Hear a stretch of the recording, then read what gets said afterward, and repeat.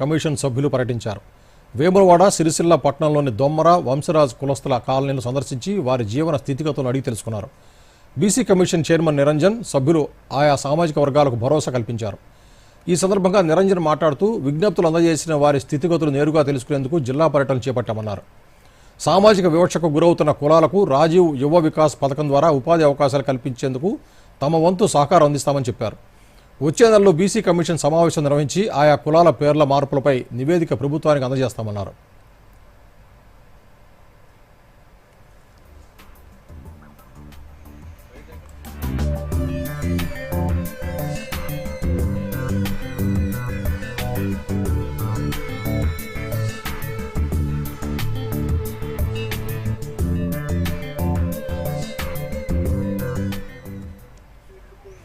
వాళ్ళ సాధక బాధకాలను తెలుసుకునేసి వాటి పరిష్కారం చేయాలనే దిశలో అనేది ముందడుగు వేయటానికి అనేసి మేము ఇక్కడికి రావటం జరిగింది.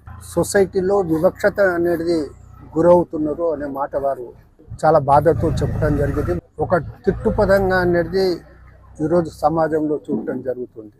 స్కూల్లో, కాలేజీలో వెళ్ళినటువంటి స్టూడెంట్స్ కూడా వాళ్ళ కులం పేరు చెప్పటానికి ఇబ్బంది పడటం, తమ కొలీగ్స్ను అనేది వారి ఇంటికి పిలవాలన్నా కానీ వారు రాకపోవటం లాంటి సందర్భాలను వాళ్ళు చెప్పటం జరిగింది.